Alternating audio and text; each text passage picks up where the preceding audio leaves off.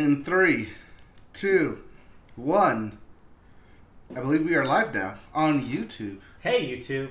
Hello, YouTube and YouTube personalities and YouTube people, and those of you watching us on various platforms. YouTube personalities don't watch YouTube. They're just on YouTube. They create the YouTube. They're content producers.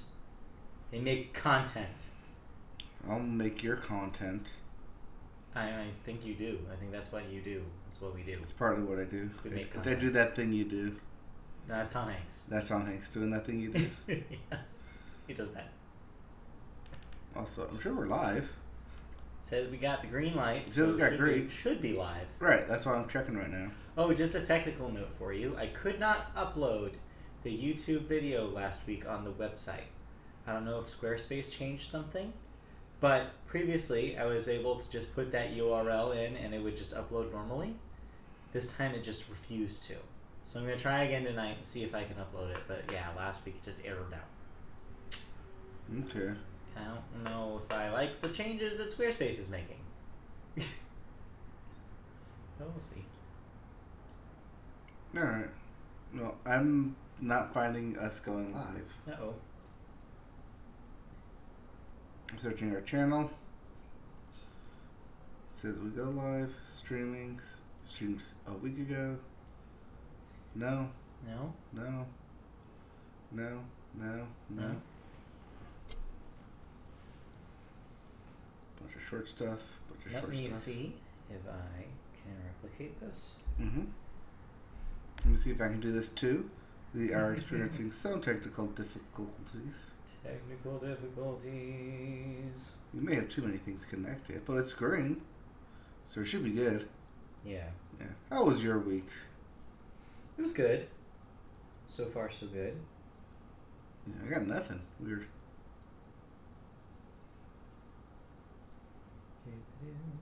Actually, I am getting Now I've got something. Now we're live. I'm watching myself, which is weird. Yep, now we're live. Okay, there we go. Share.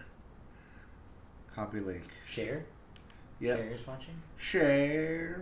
Yes. Hootsuite. Yes. Share. The Academy Award winner from Moon. You got this. Finish it. Not Moonlight. Not Moonraker. Moonbeam? Sunny Moon? Moon and Sunny and Cher? Yes, let's call that movie Moon and Sunny and Cher. I would see that movie. Alright, well, now that we're live, Well, what's it called? Hootsuite it up and let's start this podcast.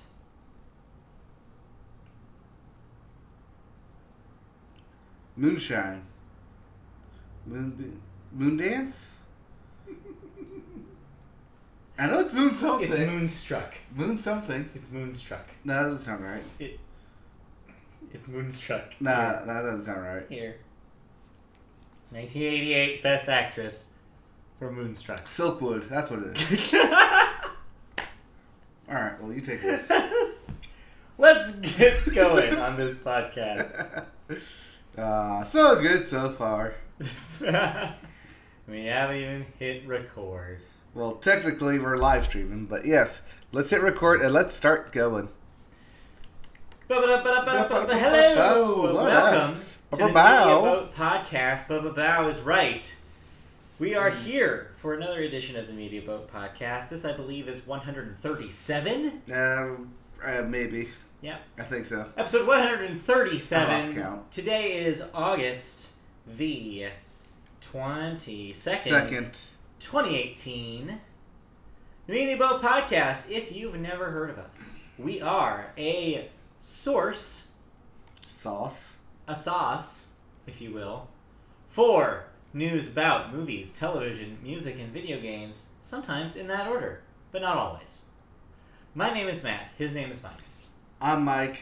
He's Matt. We're going to talk about Pete Davidson at some point. I mean, that's the inevitability of 2018, is that at some point you will be forced to talk about Pete Davidson.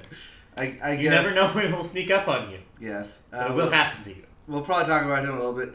But yes. First, we always start every week with, by thanking everyone for coming and watching us. Thank you all. It's totally how we start every week. Totally how we start. Yeah, that's not. Okay, how do we start off?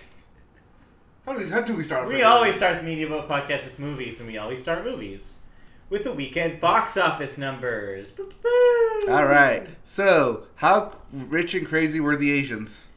They were so rich and so crazy that they made $26 million in their opening weekend and took number 1 at the box office. Hey, not bad. So yes, Crazy Rich Asians, which we talked about around the last couple of weeks here, is your number 1 movie, followed closely with a $21 million boost for The Meg. Okay. Number 3 is Mile 22, coming in with $13 million. That's the Mark Wahlberg film, which my dad said was great, and I should go see it. Well, there you go. And number 4... So that's dad review right there. That's definitely a dad movie, too. Mission Impossible Fallout is your number 4 movie with another $10 million to its name. And Alpha comes in at number 5 with $10 million as well. That's a debut for that, right? That is the debut for Alpha. That is not great. Not great at all. But hey, that thing was kind of sent to movie purgatory. So yes, they didn't know when to release that. They didn't even know how to market it. It was all over the place. It's understandable. I don't blame them. I don't blame that movie for not making a bunch of money. No. Especially because it's the second dog movie in the same month. If you even count those two as comparable. Like, one is very clearly a comedy, and one is a rom-com. Supposed to take itself seriously. I don't know. Maybe. Is it? I don't know. Is it? I mean, according to the recent commercials, they're both family-friendly dog roms. I don't know who to believe. Is that a movie? Is that a new category? Rom dogs. Rom dogs. Rom dogs. Dog roms. Dog roms. All right. So those are your. That's your box office this week. Coming in on Friday, your this weekend releases. We have 3 very different movies here. Okay, who do we got? The first up, we have. I'm not sure if I'm supposed to pronounce this by its letters or by what the letters sound like. So I'm going to say it 2 times. I'm going to say this movie is either AXL or this movie is Axel. I believe it is Axel. Okay. What's up with Axel? Is this about Guns N' Roses frontman Axl Rose? No. Oh, well, okay. I don't know if I'm interested then. Well, get this. This is the 3rd dog movie of the month. Wait, what? This is also about a dog? Yes. Okay. Is Axel the name of the dog? Yes. Is his name spelled with all caps AXL? Yes. That's dumb. Okay. Well, what's going on with Axel the dog? Well, Axel the dog is not a dog per se because it is a robot dog. Okay.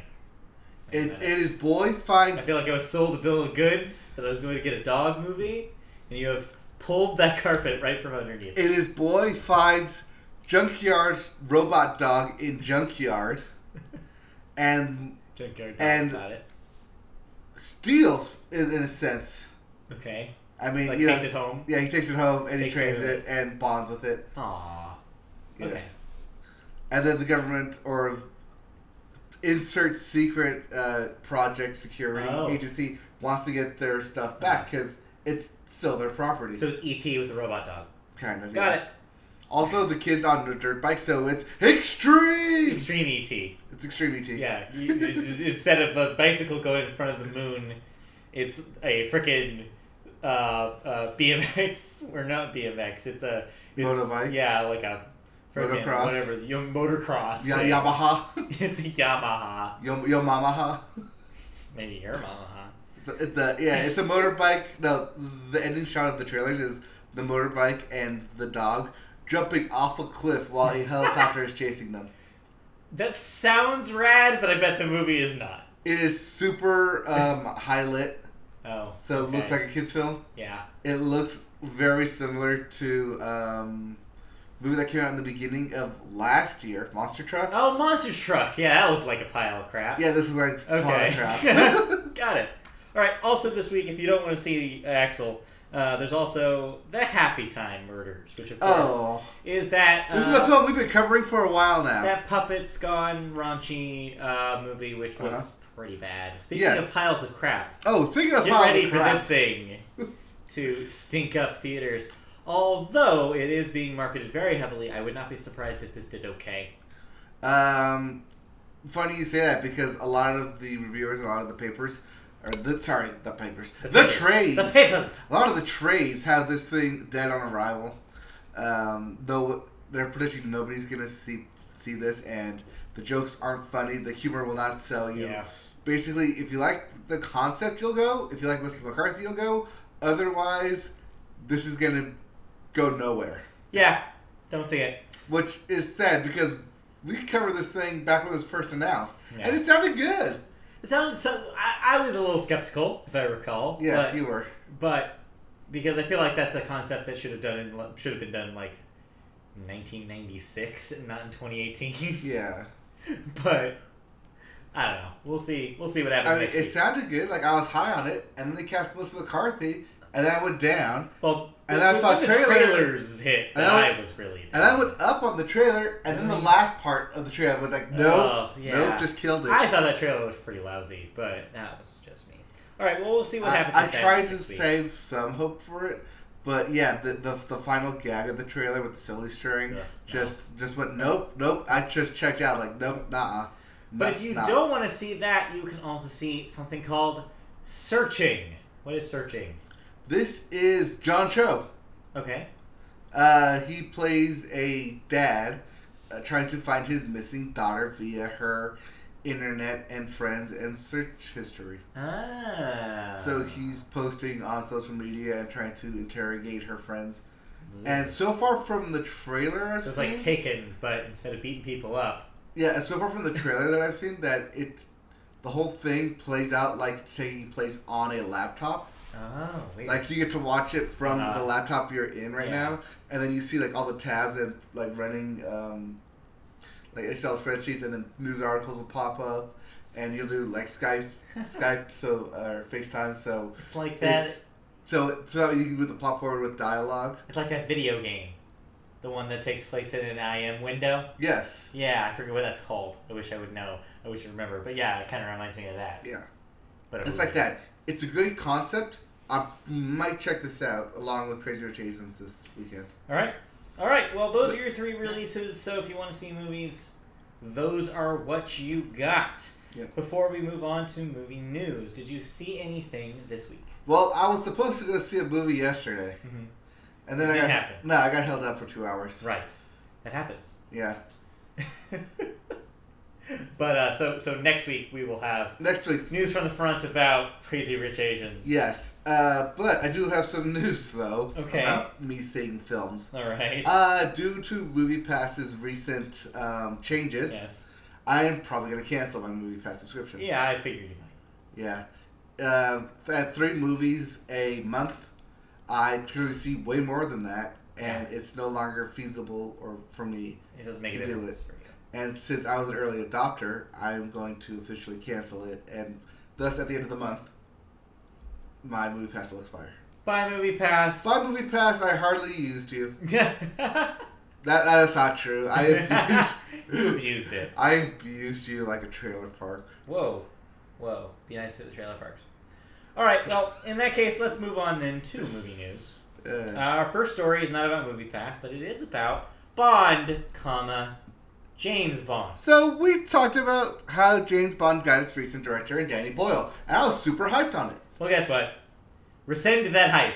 Okay, I shall rescind said hype. Put that hype. Yep, rewind the tape. Put that hype in a box. Put it under your bed. Yep. Because the franchise's official social media handle has revealed that Danny Boyle has decided to no longer direct the next Bond installment, and that it was his own decision. Was this for his creative differences? I wouldn't be surprised. I bet it's creative differences. So, apparently the scuttlebutt is that Boyle was only interested in directing if he could tell a specific story his own way, and now it is unclear if they will continue using the script that him and John Hodge also has written, Trainspotting, or go back to the one written by Neil Purvis and Robert Wade, who wrote Skyfall and Spectre. Well, they also wrote the other 2, Casino Royale and Quantum Solace.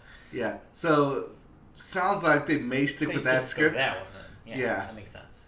It also sounds like they're trying to do a bait and switch on them. Maybe. Like, yeah, sure, we'll let you do that. We'll take a look at it. If we don't like it, then we're going to have you do this. And he's like, well, I can still walk. Yeah, and he did. And which he did. The short list of replacement directors, in case you're wondering, include Denis Villeneuve, your man from Blade Runner 2049. I like him, but he's busy with Dune. That's true. So probably not. David Mackenzie, director of Hell or High Water. That's a good one. And Yann Damage, who directed something called White Boy Rick. White Boy Rick is the film that's going to come out in a couple of months, starring Matthew McConaughey. Hey. In that film about a kid in Detroit who sells cocaine in the 80s and turns informant, called White Boy Rick. Informant? Is this movie about snow? Snowfall? Informer. No, that's Informer. Yeah. All right. Yeah, but okay. Well, sounds like nothing I want to see. But those are your directors. That's our potential. That's a short list for directors. May I toss out? Yes, you may toss out some women, perhaps for Bond. Yeah, why not? Could it be an interesting perspective? You know who I want for Bond? Who? Ryan Coogler.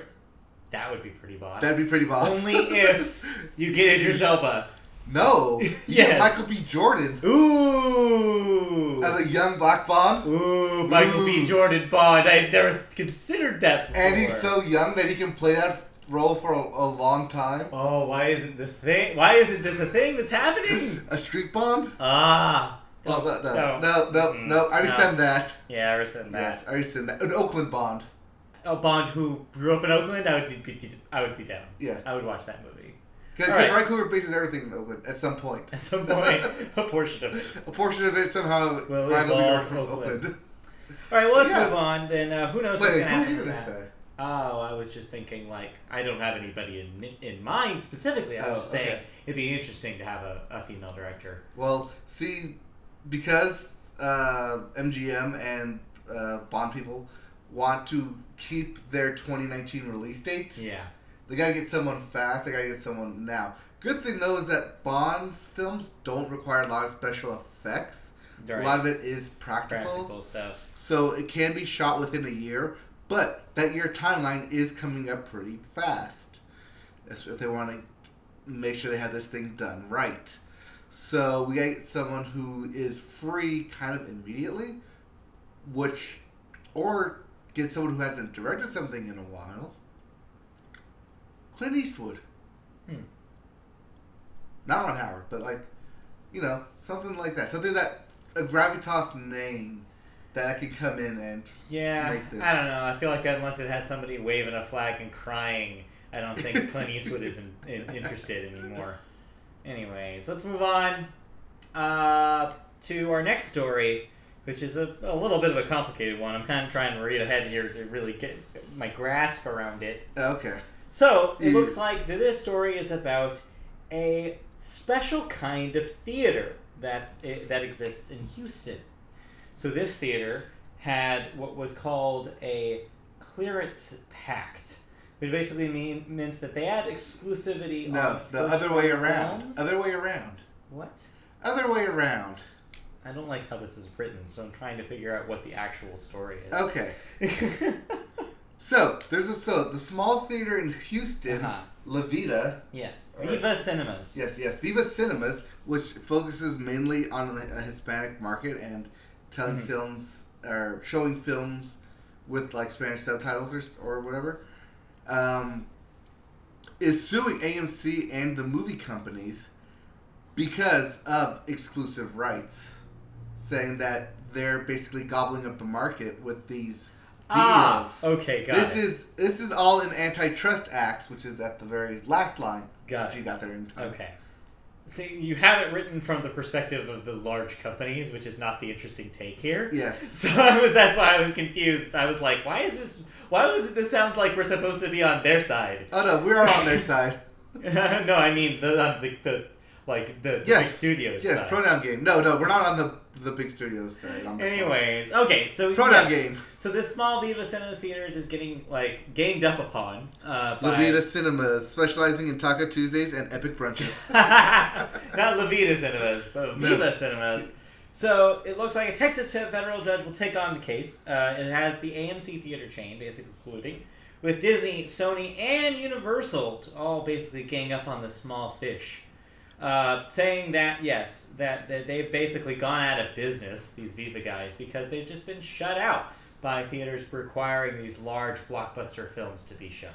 Well, not only that, but remember when we talked about Disney's pact about if you're going to show our film, you're going to show it for X amount of weeks in the largest format? Well, that screws over the small guys. Right. Because then they have to pretty much show one movie in like all of their things, right? Right. But so far, nobody's really taken them to court on that. Yeah. Until now. So this will be That's the story. So yeah, so in case you were wondering about that precedent that you mentioned, so the judges ruled that since there's not a single case in which clearances have been held legal since the 1948 Supreme Court decision in the U.S. v. Paramount Pictures antitrust case way back then. Yeah, that's the famous case where they literally broke up and said studios cannot own theaters. Yeah. So basically, they're arguing that this creates an antitrust problem if the studios are imposing this much force on the little theater owner, then who actually owns the theaters? It's a good question. Yep. Or who owns the screens that they can show? Yeah. Because AMC is big multi-cineplexes, and like Edwards and Regal and all of them, that they can do it because they have the screens for it. But if you're a small independent theater like Viva Cinemas, you don't have that luxury. And since there is no case, as mentioned, to basically say this is how it is, you can't fight it, they're going to fight it. And I applaud them for it.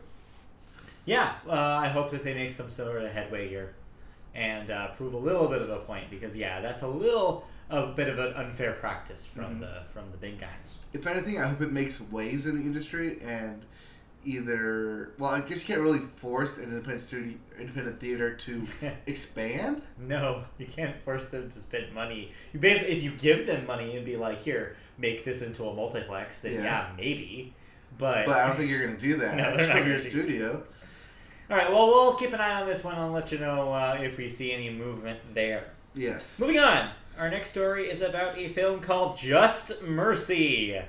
Ooh. Yeah, starring one of our favorites, Michael B. Jordan. So, Michael B. Jordan shows up back in this one. It's got a killer cast, including Brie Larson, Jamie Foxx, Michael B. Jordan, and O'Shea Jackson Jr. You're one of your favorites, too. Yeah, he's on the rise for me. So, yes. So, so director Destin Cretton has assembled that stellar cast. It will be released by Warner Brothers and is based on the New York Times best-selling memoir, Bryan Stevenson, about Bryan Stevenson. Yes. He founded the Equal Justice Initiative, which fights on behalf of the wrongly condemned and death row prisoners. The film will follow the first case of Walter McMillan, a black man who was sentenced to death for a crime he didn't commit. That sounds pretty good. It sounds good. Yeah. This sounds one of those prestige pictures. This is Oscar-y. This sounds Oscar-y. This is very Oscar bait. It's real life. Is this Michael B. Jordan's Oscar? Are we calling it? Maybe. Nomination. Yeah, nomination. Give him a nomination. Brie Larson another nomination? Probably. Yeah, probably. Yeah. This is a good cast assemble. This is a good story to tell. I believe this is not a part of the Innocence Project. Okay. But I think this gave way to that. Okay, got it. Speaking of Oscar Beatty movies, here's another one. Annapurna is developing currently a film focusing on Roger Ailes, the former CEO of Fox. That was fast. His sexual harassment case. That was fast. It was fast, wasn't it? So the Roger Ailes himself will be played by John Lithgow, which is an interesting choice. I mean, we were trying to cast this movie a while back. I don't think he came up. I think we said John Goodman. We said John Goodman for sure. John Lithgow, sure. I mean, why not, right? Yeah, he's got range. And will mainly focus on the sexual harassment scandal that ended his career, of course. He joins Nicole Kidman, who will be playing Gretchen Carlson. That's not bad. Charlize Theron, which will be playing Megyn Kelly, because of course. And Margot Robbie, who will be a fictional Fox News associate producer. I believe... go ahead. And they will be the group that spoke out against the culture of sexism at Fox News. I believe Margot Robbie is going to be playing basically an amalgam of different people who came forward. Yeah. But you can't have all those people, so you just clump everyone into one person. Yeah, it's for storytelling purposes. So yeah, the film will be written by Charles Randolph, who wrote The Big Short, co-wrote The Big Short. Note, yes, because Adam McKay co-wrote that too. Right. And directed by Jay Roach, who was the director of Trumbo. I think he's directed other things as well. That name sounds familiar. Yep, historical pieces. Yep. This definitely sounds Oscar baiting. Oh, 100%. Yeah, that could be. We've done well. That could be really good. Yes, especially, I mean... And it's some inspired casting, too. It is. Also, expect this to hit in theaters next year. Yeah, not for Oscar bait. I mean, on a 60-day schedule, you technically could, if you started right now, in September, October, November, get it out by January. If you wanted to rush that thing, you could, but I don't think this is something they're going to rush. But guess what? They don't need to rush because there's another something in development with the same story. We can't have that too. Showtime is working on an adaptation of the book The Loudest Voice in the Room, which is about Roger Ailes as well. This time he will be played by Russell Crowe.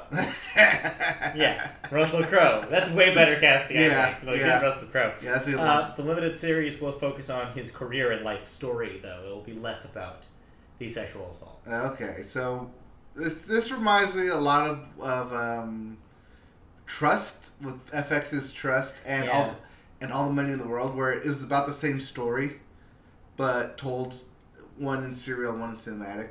Yeah. But it's the same story, and basically we should add that yet again, except about Roger Ailes, which, hey, the more the story is out there, the more it stays in the spotlight. It's true. It's true. All right, that will do it for movie news. I know kind of television so bit that's there. it for movies. We are moving into television, and we always start television with sports. All right, the sports section. First up, we had the U.S. Gymnastics Gymnastics. I don't know what gymnastics are. Gymnastics? I know what gymnastics are, though, and the U.S. Gymnastics Championships just happened. Well, Simone Biles, Olympic champ herself, is the first non-teenager in over 20 years to win it. It's not bad. Yeah. Only because she just turned 21. Yeah.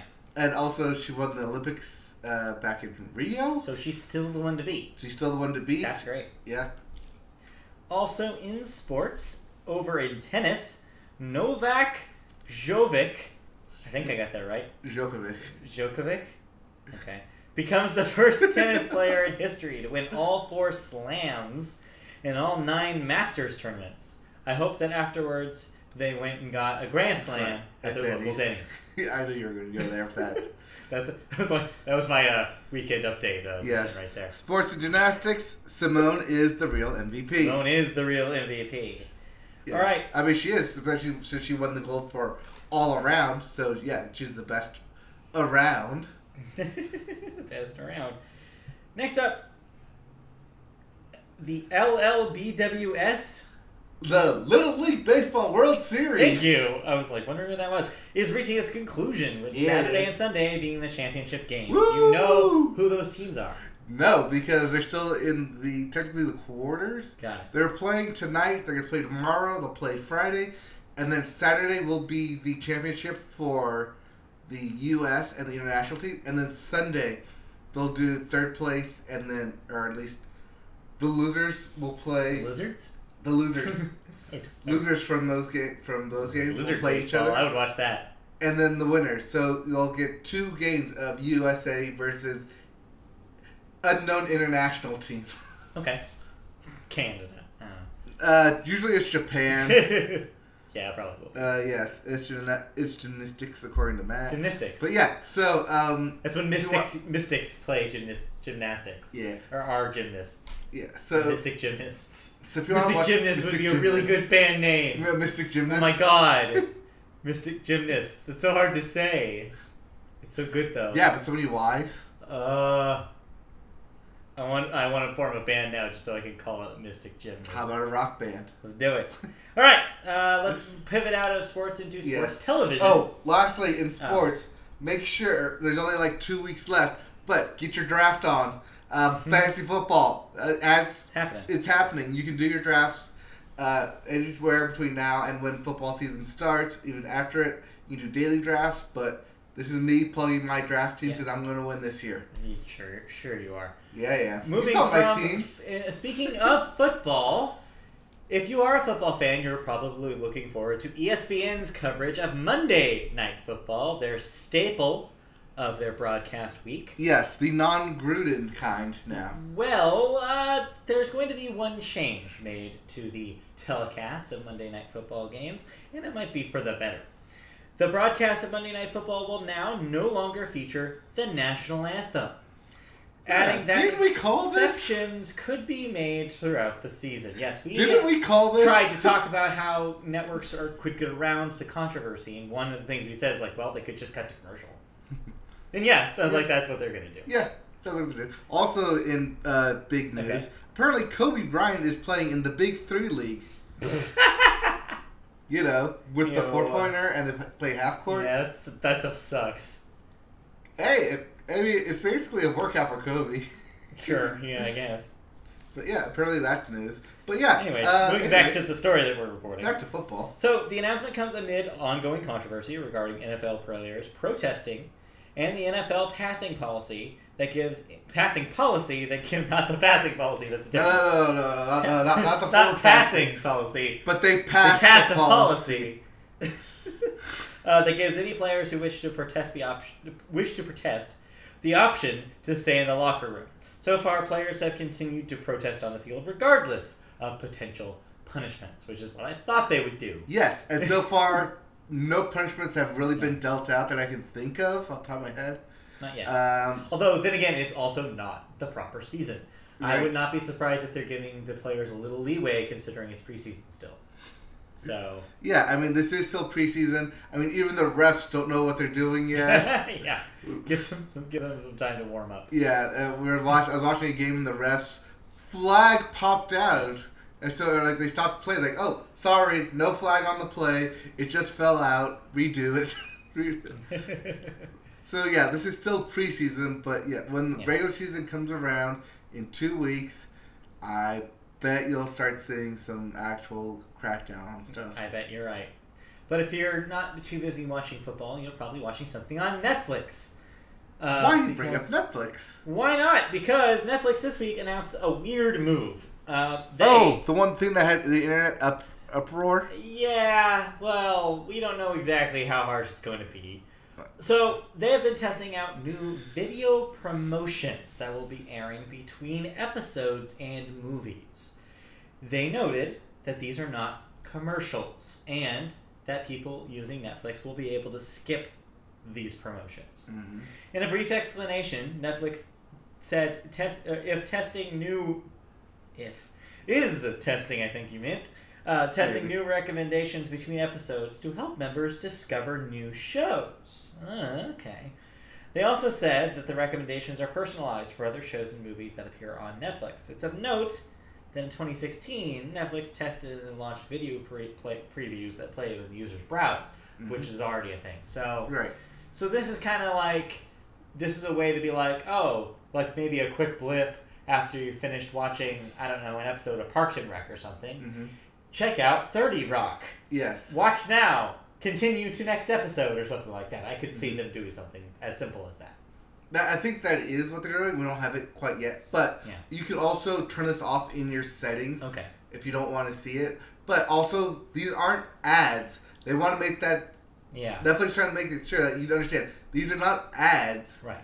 They are promotions for other content on Netflix. It makes some sense that that they would do it. In fact, the way that I described my dream scenario right there actually may be helpful in some cases, mm-hmm. because we're like, oh, I didn't know this was on Netflix. Yeah. Let's check that out. And that's why they're doing this, is they're trying to get people to stay on Netflix and not jump over to Hulu or Amazon. So I'm not going to jump to the conclusion the internet has, which is like, oh God, they're trying to make me watch more ads on this thing I pay for. Mm-hmm. I don't think it's exactly that. I think dependent on how they present it, this could be good for people. Yeah, no, this is we'll see.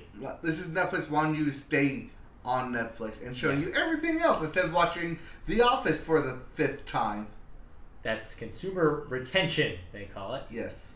So we'll see. We'll see what actually it is when it actually properly launches. Yeah, but don't be like the internet. Just go all up in arms because oh my god, they're interrupting my show with this other show that I don't care for. Speaking of shows that people don't care for. Oh, good segue. It's a perfect segue into this week's MTV Video Music Awards. So the VMAs happened again, as they do annually at MTV, and it was annually, not anally. They don't have an annually, not since that Miley Cyrus here. I think it was last year we watched too. No, I watched a little bit of a couple years ago because it was the Kanye speech year, where they were pretty much like, we're going to invite Kanye back and we're going to give him a microphone. That's where the Kanye 2020 thing started. Oh, yes. He said he was going to run for president. That was the last one I watched. That was the VMAs? That was the VMAs. For some reason, I thought that was the iHeart. Nope, that was the VMAs. They made a huge deal about it. Okay. And then he really didn't say much. Yeah. But yeah, that was pre-Trump, though, thank God.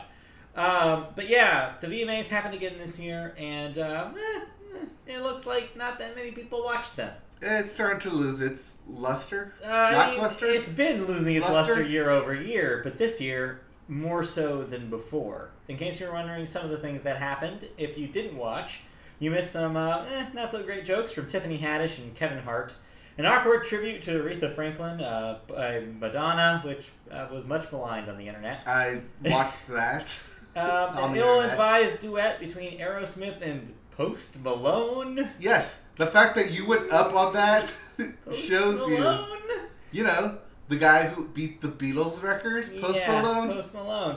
And, well, overall, the show scored a 1.04 rating, which was falling 23% from last year, and lost 15% viewership, even though it was simulcasted on MTV and 10 more Viacom-owned outlets. Probably all those, like, extended cable and TV networks. Oh, yeah. For a total audience of 5.2 million people, which is low, considering television. Mm-hmm. It finished second on cable behind, get this, WWE programming on USA the same night. Now, I can't really blame that because WWE is huge. But when wrestling is beating your award show, you need to rethink your award show. Oh, yeah. So, another reason, and I saw some stuff on the internet basically saying, oh, it's because the reasons for this is because of the show they put on, or it's because of this and this and this. Let me submit something that I think that is a major contributor here. Major contributor. You can't watch it anywhere else. Oh, yes. MTV locks this thing down, and so if you're a user who's on streaming, most people in their demo, and doesn't have cable, yes, then you can't watch the VMAs. So maybe they'd see a little uptick in viewership if they put it on their app, or if they put it on a streaming service. Anything. Put it on YouTube. Do a deal with YouTube. Partnership where you can watch it on a live stream. And even if you have the app, you still can't watch it. You can't watch it. So it's like, I don't know. I'm just submitting that for MTV's use. I don't know if they hear me out there. Hey, Viacom, hi. I'm somebody who can't watch any of your programming because you pulled it from all the sources that I pay. Give me Floribama. I want to pay. Give me some Teen Moms. I want to pay to watch you, but you're not on the things I pay for. Give me the Jersey Shore. Family Reunion. Now that you're saying these things, I don't know if I do want this programming or not. Anyways, so yeah, MTV, maybe you need to retool the VMAs for next year, and we'll return back. We'll circle back next year and see if they did. Instead of doing that, why not simulcast it on, I don't know, a major network like CBS? Major network. Because it is the dead of... That's riskier because... Of TV right now? Because the VMAs are a little more than network television probably once. Well, then you can have it censored. They would have to clean it up. You can censor that one. And it kind of defeats the purpose of the VMAs. Does I think there's reasons why they don't do that. Yeah, I'm sure there is. You could do that, but I don't see that happening. Let's move on. Our final story is something on network television, but that airs after 11 o'clock, so it could be as risque as it wants. Yes, it's the time of the year where we start talking about the return of Saturday Night Live. Yes, and Kenan Thompson will yet again retain his seniority. He's still the big man on campus over there, as he will be returning for, his 11th, 12th season or something? 13th season? Jeez. Let's see. Keeps going. 16th. Oh, yeah, 2003. Right. That was a while ago. 2003 was when he started, and at the time, he was And I think still is because they're the youngest cast member ever to be on the show. Now he's the oldest cast member. No, I don't think he's quite as old as what's his name was when he left. Don Pardo. No, cast member. Oh, Lorne Michaels. No, cast member. Oh. You're terrible at this. What's his name? He did the original Trump impression. I know. Darryl Hammond. Darryl Hammond, yes. Darryl Hammond, I think, was older than Keenan is now. But yeah. But somebody from the cast will not be returning next season, and we kind of called this. New cast member from last year, Luke Null, will be the cast member getting the axe. Was his contract null and voided? Ha ha ha! Well, yes, out of the new class from last season, which included Chris Redd and Heidi Gardner. Two very strong. Yes, who definitely made an impact. Yes. Luke Null didn't quite make the same impact, and thus he will be leaving us. I do want to use this opportunity to shout out the one Luke Null sketch I actually did really like. The teacher one? Yeah, there was one where it starts out as like he's the annoying kid in class thing, and you're like, oh, this is really cringy and this is really bad. Mm-hmm. But then it twists and it reverses itself in a real neat way. And I remember thinking like, oh man, this is his sketch. Yes. Like this is the thing that this is his gambit he's throwing out to like try to stay on the show. Yes, but do you remember who the host was? No. That's why. Yeah. So it's a memorable sketch for him, but an otherwise unmemorable episode. So yeah, the gambit didn't pay off. Unfortunately, Luke Null will have to seek other employment. I hope he gets like a writing gig at another show. I think he will. I'm sure. I wouldn't be surprised if they just moved him to the writers instead. Yeah. But if you're curious of other former SNL cast members who also only lasted one season. So, what elite group is this? Here is a short list. Sarah Silverman. Okay. Ben Stiller. That's good. Jenny Slate. Oh, that's good. Chris Elliott. Yeah. Laurie Metcalf. Laurie Metcalf. Laurie Metcalf. Believe it or not. Martin Short. Believe it or not. Joan Cusack. Your Joan Cusack should be cast more t-shirt. And Robert Downey Jr. That's right. Robert Downey Jr. was on SNL as a cast member. Yeah. Well, okay. We'll have more info, I'm sure, on SNL as the weeks come up. It will be premiering in September, as it always does. Yes. Also, real quick, I want to note that, speaking of things also premiering in September, NBC on their Twitter today confirmed The Good Place will be returning September 27th. Oh, they have put a date on it. September 27th is season 3 of The Good Place. And the teaser image that they showed says they're going to Earth. Ooh. Yeah. That's kind of what they set up. So, yeah, I'm really excited to see that. So, all right. What were you going to say? I was going to say that so far SNL has no date set, no host set, no musical set, no schedule whatsoever. No mention about new returning or like any new cast members. Right. Also, they're not doing the summer edition of Weekend Update. Clearly. Or else it would have already happened. Right. But we will see Colin Jost and Michael Che doing the Emmys. That's true. They're a little busy, I'm sure. Yeah. All right. Well, that does it for television news, which means let's roll into the things we've been watching this week. Now, we do have some thoughts this week. Yes, we do. You, just a mere hour ago, finished the last episode of Netflix's Voltron. Yes. So, remember like 3 or 4 months ago when I said, this is the end of Voltron? Yes. This is great. They ended on a high note. This is the end of Voltron. This is the end. Well, they surprised me with a new season. All right, so this was the real end. Or so I would like to think. Okay. So they reel everything back to Earth, and they once again tie everything in a nice little bow. They do the whole time skip 3 years ahead, which works in his favor because it allows the Broken Empire to basically rebuild itself, and they don't have to explain why they're so powerful yet again. Because, hey, time skip, we can do whatever we want. Say, all this happened. But there's 2 things of note in this whole season. Besides, I mean, I could just sit here and praise it like I normally do. But there are 2 things of note. One, they do a retcon that works and then doesn't work. They turned one of the characters gay Okay. Which works. I mean, it totally plays into the character. But because they're doing it 7 seasons in, and there's no real lead up or basically payoff for it, it kind of seems like it was just thrown in there. Like, oh, we could do this. And then, 1, never bring it up again. Or 2, never have it be a conflict of interest. Okay. So it doesn't seem like it's a natural thing for this character to have this realization about themselves? No. That's the thing, though. It wasn't a realization about themselves. Okay. It was a flashback. Oh. So it doesn't even...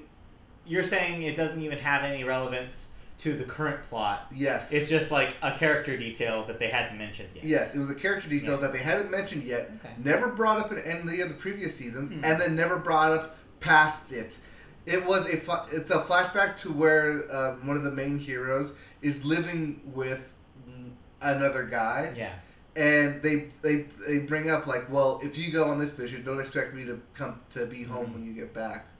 And they don't flat out say that they're in a relationship, but they definitely give off that whole vibe and basically say that. In a way, that's kind of a neat idea that we've gotten to the point where something ostensibly for children can just have like a character, oh, this character just happens to be gay, and we didn't have to make it a big deal. Right. And just have that as a passing moment. Yeah. That's kind of cool, in a way.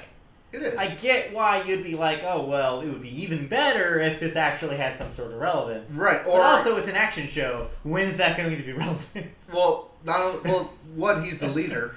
Okay. So it's like, oh, you have a Captain Holt.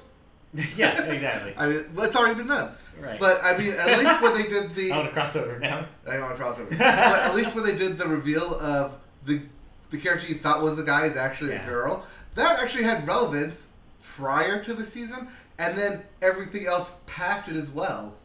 Right, but like, I don't know. I feel like it's still not necessarily a bad thing. No, I'm not saying this is a bad thing. I just wish they would have utilized it more or better, or referenced it or dropped hints. I just don't know if it always has to be that way.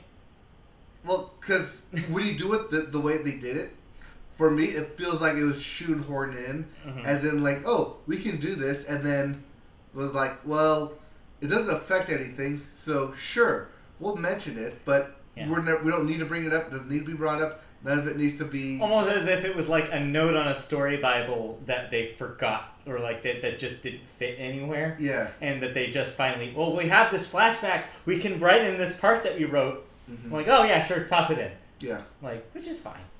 Yeah, I don't know. It's fine. I'm not poo-pooing it like it was terrible for them to do it. You're just like, huh, It's just if you're going to do something like that, go for it. Don't, like, tease and hint and then be like, then immediately pull back on the next 7 episodes and never mention it, never bring it up, and it's just there for a 5-minute antidote. Antidote. It's an antidote. It's been poisoned. It's trying to cure itself. Okay. Which is probably a bad joke for being. Let's not do that. It's a bad road. Yes. All right. But yeah. So but overall, Voltron. Well, no, that's just one complaint. Okay. The second complaint comes at the very end. All right. Where they do the reveal of, hey, new giant big ass robot. Which I love a big ass robot. Which I love big ass robots because it's a big ass robot show. But big AF. But robot. They do it where the robot was not essentially built to be functioned that way, and through mumbo jumbo magic, that it comes into says the Ex Machina style. Sure, yeah, why not? And that's when I pointed to you. I saw like, nope, that's it. I give up. I quit. Sure. Because at the very end, you basically throw everything you've built up with these characters out the window. And bring in Ex Machina here, deity, to save Robot Jesus to save Robot Jesus. I don't know. It sounds pretty cool to me. Like the action of it was cool, and I liked its setup. But you're just saying it's anticlimactic. It's very anticlimactic, especially when you have a perfect setup for ultimate sacrifice going on, and then you Ex Machina because potential more seasons.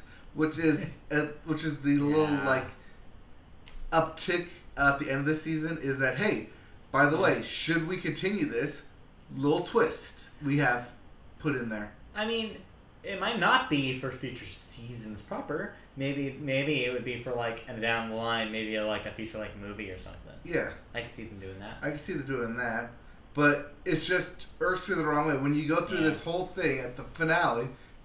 After I thought we already had the finale because it was great. Yeah. In the previous season, and then only to give me this one, and then not fully commit to the bit.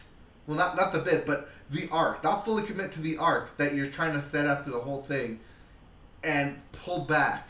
That's what irks me the wrong way. It irks you the wrong way? You can be irked the right way? Oh no, the whole thing irks me the right way. I came to the right conclusion. Being irked is not a good thing. No one wants to be irked. I came to a good conclusion with it. I like it. I like Voltron. I feel like deja vu. I feel like we've had this conversation. Oh yeah, if they pull up another season, I'm going to sit up here and watch it again. All right. But I'm just saying that, personally, as a fan of getting irked, and knowing when stuff goes wrong when it's not supposed to go that way, it's just those two things that really stood out to me the whole season. Right. Aside from it, the only two negative things I'd say. From a 13-episode arc that is otherwise really great because they actually take time to explore multiple settings and don't just bring in Voltron immediately to save the day. Mm-hmm. Oh. Yeah, there's really good character arcs and really good overall arching stories that reach back. There's one that is literally a callback to all the previous adventures via game show style. I thought that was really fun. Yeah, I saw a little bit of that one, and I don't know anything about the show, and that was still pretty fun. Yeah, and there's also one where they lose the lions and have to basically defend from themselves, the 5 paladins, to try and make it through the adventure. That's fun. It's fun. It's good. Yeah, so there's a lot of good stuff in it. It's just those two things just got me wrong. But everything else about Voltron, I still love, I still like, I'm still going to watch this thing. Alright. But I'm not the only one who watched something on Netflix. Yes, it is a big week for Netflix as they also had the premiere of Disenchantment, the new Matt Groening produced, created, written, etc.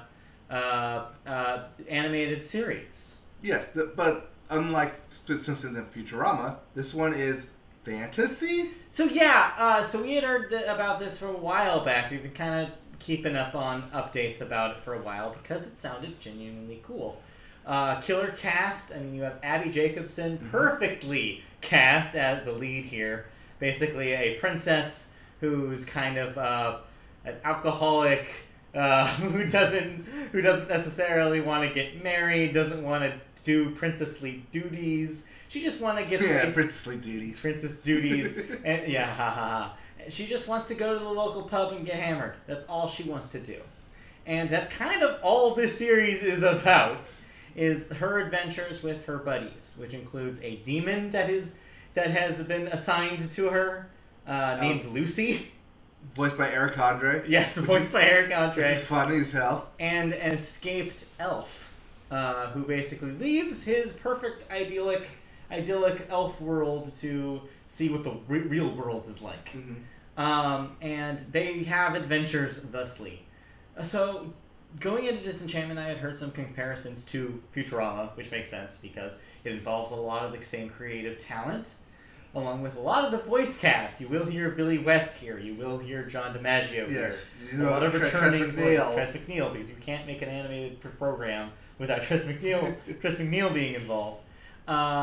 You would like. There was a lot of comparisons I heard to Futurama, and that's not too far off. This thing tonally sits somewhere in between for me, like if Futurama and Adventure Time had a baby. Okay. That's what the vibe of this thing is. It's got the kind of comic tone of Futurama, but instead of things being like, oh, wouldn't it be crazy if this was like this in the future? Instead it's, wouldn't it be crazy if this was like this in like medieval times? It's like the opposite of the Futurama thing. So you have a lot of like, oh, this carriage just rolled up with spinners. That kind of joke. That's what we're talking about here. It also has a lot of those great sign gags. I love sign gags. Like there's things written everywhere on this thing. You will be pausing on Netflix a lot to read all the jokes. In fact, why I'm looking forward to seeing a lot of this the second time through is to catch the gags that I missed. The characters are likable. I think that the Princess Bean, the lead, the Abby Jacobson character, is fun. She's not so annoying that she's that it's cringy. She doesn't get into Fry territory where sometimes okay, Fry on drama is so dumb I can't handle it. Yeah. She never really gets that cringy. She always maintains a level of likability while also being the rebellious princess. And the side characters are fun too. I really enjoy the elf because he's kind of got that naivete. He's this innocent, but also tries to not be the innocent. It's just this. They're not super predictable characters. Okay. One of the things I was worried about going into this was they're gonna just be fantasy archetypes. They're not. They actually gave some thought to these characters interacting in all sorts of different ways and being kind of unpredictable as opposed to just falling into those traps over and over again. Being a Netflix show, they do try to kind of put it in more of a through line story-wise, although most of this 9-part first part of the season is kind of its own compartmentalized episodes. They do have some through lines plot-wise. There's this framing that I haven't finished it, by the way. I'm only on the beginning of episode 8. But they do this framing where there is a mysterious duo that is watching Bean and her demon every step of the way, and it's not explained quite yet why they're doing that. And so it'll be interesting to see how they play with the Netflix, where you actually have future plot going on here, as opposed to just this is the episode where this happens kind of stuff. Right, where you're giving guaranteed episodes instead of, we may be canceled in four episodes. Probably don't have to worry about that quite yet. Yeah. But yeah, I'm enjoying it so far. It's got that sense of humor that I've come to know with the people involved, whether it be Futurama or one of the co-creators on this and head writers is Josh Weinstein, who was one of the showrunners back in season 7 and 8 of The Simpsons. Oh, the good ones. Yes, the good seasons. And it really shows. It's got his sense of comic timing to a lot of the gags. And there's one of the I don't want to spoil a lot of the gags because they're really great, but one thing I will kind of spoil because I love it so much. There's this recurring gag with the King character who is played by John DiMaggio, which is a great performance, where he constantly does this thing where, the joke that's been in a lot of shows like this, where someone did something to something and they're expecting someone to walk in and see it. Yeah. Oh shoot, what'd you do? Well, but instead of seeing the thing right away, they do, oh well, this side of this looks good. This side looks good. Now I'm just going to look at this part. And then they find out. Yeah. They do that not once, not twice, but 3 times. Rule 3 of different threes. episodes. Rule of threes. No, 3 different episodes. Oh. With this King character. It becomes a running gag for him. And it gets more ridiculous every time they do it. It's so funny. I don't know. It's just one of those classic comedy things that I really appreciate. But yeah, it's got a lot of great jokes in it. So, have you started watching this quite yet? No, I've watched the episode you watched. Okay. With the giant. Yeah. That's the only part I got to watch. I was kind of hoping that you would watch part of this so that I wouldn't just be talking about it for 10 minutes. But no, I decided to. I had the choice of either watch Disenchantment or finish Voltron, and I'm glad I'd rather finish Voltron. But yeah, I do want to watch it again, so I'll totally watch it when you do. I'm not quite done with it either, but I really enjoy it so far. One thing that I would be remiss to point out, though, one little minor squabble. On Twitter, a woman who worked as an editor on some animatics in the show, she said on her account that she apparently edited every single animatic that was used in the production of that show. She is not credited as an editor. Her name is elsewhere in the credits as in an assistant role, but she did not actually participate in. Okay. So she's kind of pissed, and it looks like she's not the only person potentially screwed over by larger editing names in the credits. So my message here is, come on, Netflix. You're better than that. Credit people where credit is due. But other than that, I'm really, really enjoying the show. I look forward to see if it gets future episodes in the future here, because yeah, it's a ton of fun. And if you like The Simpsons or Futurama, please check it out. Well, it is to know that this is part 1. Mm-hmm. There could be more. Yes. This year, even, for all we know. Yep. So yeah. Check out. Disenchantment is good. Disenchantment. It is exactly what I wanted it to be. So I am a happy camper. Oh, good. All right. All right. So that does it for television thoughts. Watch any other TVs? I mean, you're still watching The Last Chance U. Yep. You're still watching Hard Knocks. Yep. Still watching some preseason football. Yep. Our usual as usual. Yep. I've got nothing really going on right now. Just kind of waiting for things to come back. Yep. My Hero Academia is still going on, still going strong. But yeah, nothing. No, that's it. Just keep on keeping on. Well, that means that we get to move into the shows that people will continue watching or not continue watching. It's our cancellations. It's cancellations and renewals time. This week we have a huge slate of shows that are either coming back or ending forever. We start with History Channel's Nightfall, which will be getting a second season. We have Hulu's Castle Rock, getting a second season as well. That's got some pretty positive buzz. Yeah, it's the J.J. Abrams... Stephen King based. Yeah, Stephen King based. Everything's tied together. Shooter has been canceled after 3 seasons on USA. I'm surprised the thing got 3 seasons on USA. And with an E on Netflix will get renewed for a 3rd season. That's of course Anne of Green Gables. Yep. The Royals on E. No, come on, say it right. The Royals on E is canceled after 4 seasons.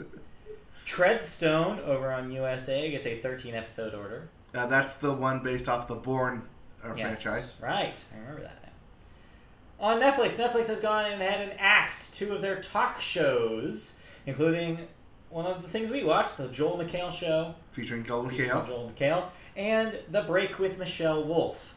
Both were kind of weekly experiments that Netflix was trying out for a little bit. Joel McHale came back with a 6-episode drop in July, but neither of those shows will be returning. I don't think Netflix wanted to do weekly drops, and neither of those shows work in bulk format. No, they need to be weekly, and I don't think they wanted to continue investing in that if not enough people cared. Yeah. Yeah, makes sense. All right, let's move on then to also in cancellations here and renewals. We have Random Acts of Flyness on HBO. Woo! Gets a second season. Glow on Netflix gets a well-deserved 3rd season. I am excited to see what else they do after a really, really strong 2nd season. Making It on NBC gets a 2nd season. I watched an episode of Making It. Yeah. It's basically the British greatest baking show, but with wood. With that's Nick Offerman and Amy Poehler, right? Yes. Yeah. Yes. So it's very light and not really a competition, but it is. Yeah. Yeah. It's fine.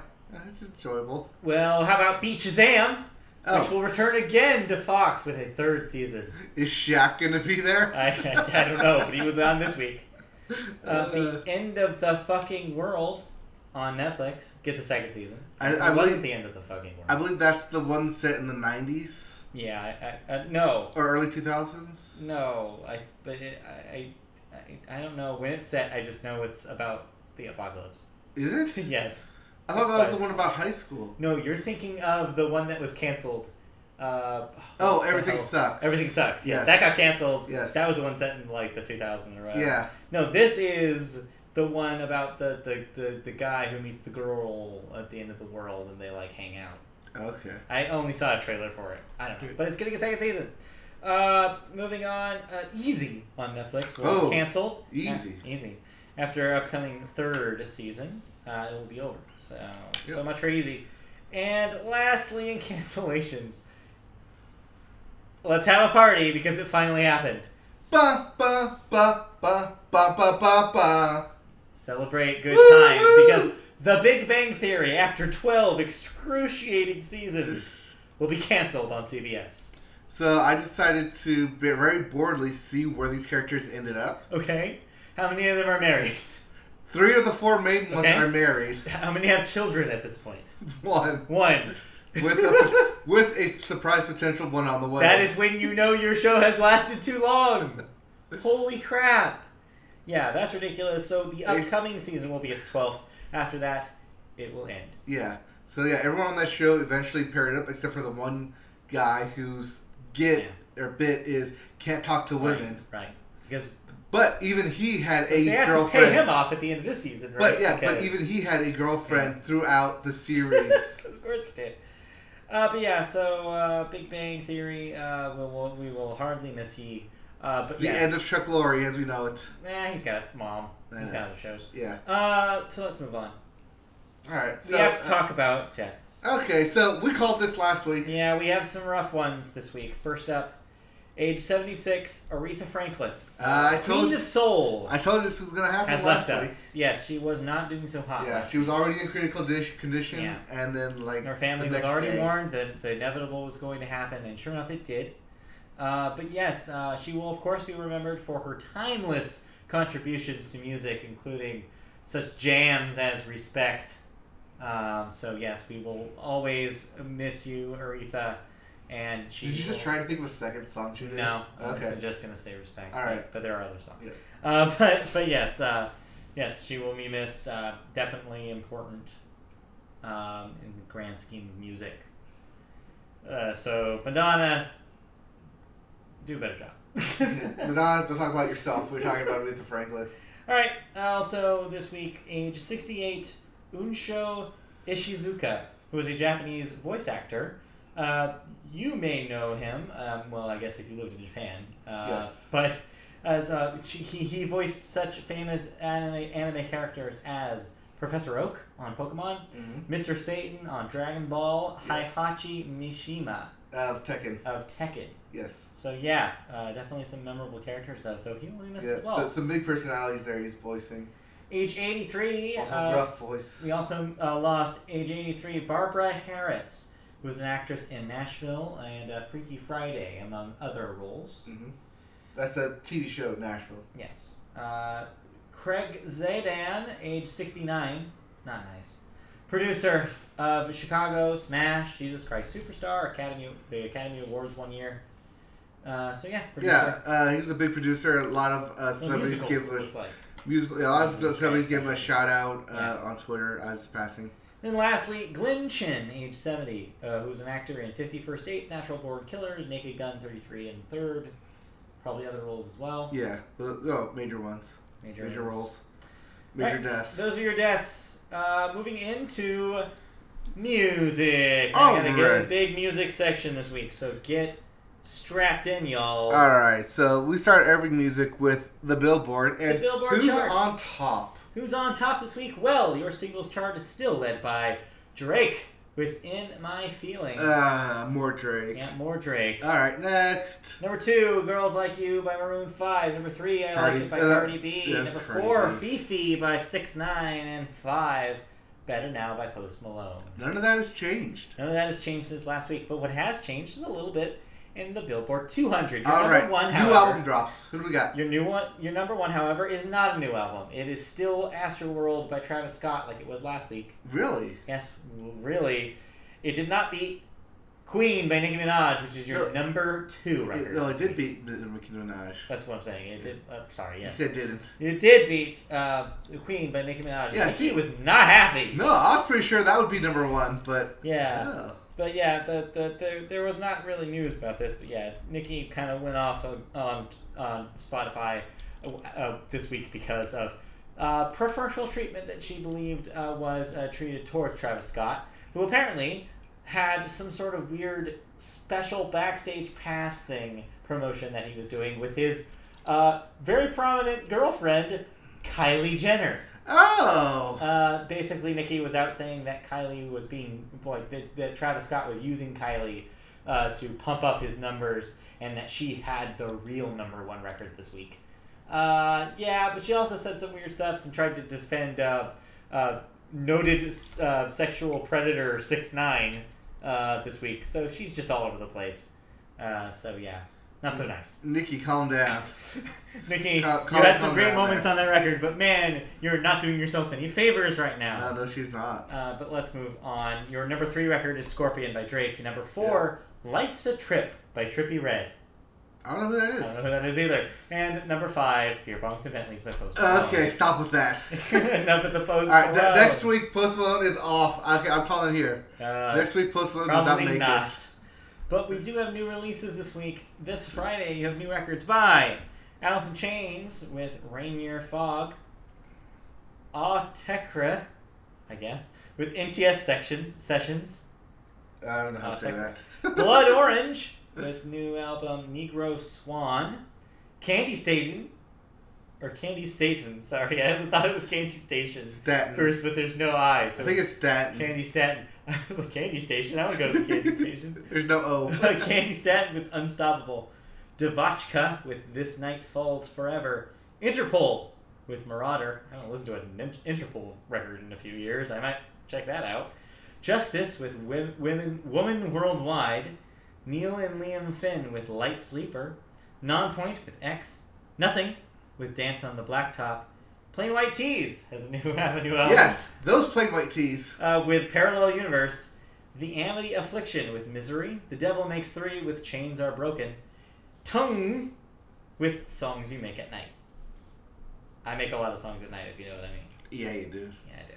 Alright, that's it for new releases. Let's move into music news. Alright. Our top story is a big one. For the first time in years, we have a new number 1 album of all time. All time, yo. So, if you know anything about music... And I know quite a few things. Yeah, well, you're probably sick of hearing that Michael Jackson's Thriller is the best-selling album of all time. And I say bullshit. There's better albums out there. Well, it doesn't matter because that is no longer the case by pure numbers. Oh, we're all numbers. The Eagles, their greatest hits, has finally usurped Michael Jackson's place. Yay! The Eagles' greatest hits has now passed Thriller to become the highest certified album of all time. It is now certified platinum 38 times over, which includes sales and streams of the album. Thriller has dropped to second place with just 33 times platinum. However, Hotel California is also 26 times platinum, making the third best-selling album of all time. So that's the Michael Jackson sandwich right there? So if you're wondering how this works, the RIAA marks 1,500 streams of an album, equivalent to an album sale. Okay. So streams have made the Eagles catch up and eclipse Thriller. Well, yeah, that Eagles best of greatest hits album. It has all the Eagles songs you want. It has all the Eagles songs I want on it. Because it's the greatest hits. That's how that works. That's usually how that works. But I'm surprised that any other song? No, not just that, but any other greatest hits albums aren't like higher up there. I think it's because of the sheer quantity of Thriller physical albums that Thriller sold. Yeah, it will never ever be beat. Like it was a confluence of all sorts of things, because not only was Michael Jackson at his peak, who is ostensibly one of the like most important artists of our time, but also it was the peak of the record as a format. Right. You will never have that happen again, where a format was so on fire and an artist was so on fire. We got close with Adele, yeah, and Taylor Swift, but still, those don't even come close to the sales that Thriller made. So yeah. Well, because now those two take the streaming crown. Or I guess Drake does the streaming crown? Well, that's the thing, is that I feel like I almost want to make these two for charts. Yes, I do too. Because it sucks that physical are not going to matter anymore, because there's no way to know. But yeah. That's your number 1 album now of all time. So Eagles fans, you have something to say. Again, to people at parties who don't want the doctor says the Eagles. Also, I participate in many streams of the Eagles. Okay. Well, you contributed. So, the Eagles, thank you. Multiple album sales for Eagles, that. Thank you. Alright, let's move on to more music news. Next up, Marty Balin, the Jefferson Airplane singer, is suing over a botched surgery at Mount Sinai Beth Israel Hospital that left him with half of his tongue and lost part of his left thumb. Ooh, that's terrible. A butcher, wow. Yeah. This is following open heart surgery on March 11th, 2016 that took his ability to play guitar or sing. The personnel in charge knew that the hospital was inadequately staffed, as it was in the process of being shut down. By the time Mr. Balin was finally released from the hospital, he had a paralyzed vocal cord, lost feeling in his left thumb, lost half his tongue, and he has never been able to recover properly. So yeah, I'd sue too. Yeah, that sounds terrible. That's rough, man. So yeah, hope he recovers. I don't know how he recovers or something like this, but yeah, I hope that he wins this case because man, that is irredeemable. Yeah, well, usually Mount Sinai Hospital are the good right? ones. Yeah, but I guess if you're shutting it down, yeah, that's right. Well, I mean, yeah, if you're shutting it down, you don't have the proper equipment. You should probably go somewhere else. Maybe. Speaking of artists in hospitals, we have another one this week. Okay. Marilyn Manson has collapsed on stage during a Houston concert that happened Saturday night. Again? Again. Only after making it through 4 songs. He was reportedly not feeling well before the show and had told press that he did not want to be photographed. Afterward, he confirmed he received medical treatment after the incident. This is the second time he has been forced to cancel a show due to illness. Last year, he suffered a onstage injury in October, which is what you're thinking of. Yeah, that's what I'm when thinking a of. stage prop fell on him. Yeah, well, the guns fell on him. Yes, fell right on his leg. So yeah, he's had some rough times lately on stage. He's also up there in age. Yeah, so maybe touring isn't your thing anymore, Marilyn. Just might want to ease up. Yeah. Maybe just do like some festival events and not full-on tours. Maybe it's a little much. Moving on, Lana Del Rey has been in the news this week. Good or bad? I feel like that could go either way. Depends on who you ask. It turns out she's faced criticism after it was announced she was playing the inaugural Meteor Festival in Israel. Groups such as the Palestinian Campaign for the Academic and Cultural Boycott of Israel, called the PACBI, urged her to reconsider the concert. She went on record to say that performing there is not a political statement. She also said that while in the area, she would meet both Palestinian and Israeli children and play music for everyone. The PACBI responded back saying that they would welcome her if she canceled her show. Other artists slated to play include Pusha T, Flying Lotus, A$AP Ferg, Kamasi Washington, DJ Cozy, Ariel Pink, Young Lean, and more. And this is just goes to other bigger continuing coverage that we do of artists who try and mess with Israel politics. So yeah, it's like tricky, Lorde. It's a tricky thing. It's a tricky thing because the people in groups like this do believe that the actions of the Israeli government and military are creating situations where Palestinians cannot live in the place that they believe is their right to. Right. And so they're not super happy when artists just cavalierly go over there and do a concert.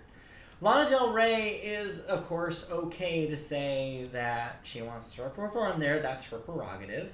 But where I kind of am not like on board with is her saying, "Oh, well, me performing there is not a political statement." Again, and I don't know how many times I'll have to say on this podcast, it's a political statement regardless. You doing a thing is by default a political statement. You can never not make a political statement because you saying it's not a political statement is a political statement. There's no way to remain.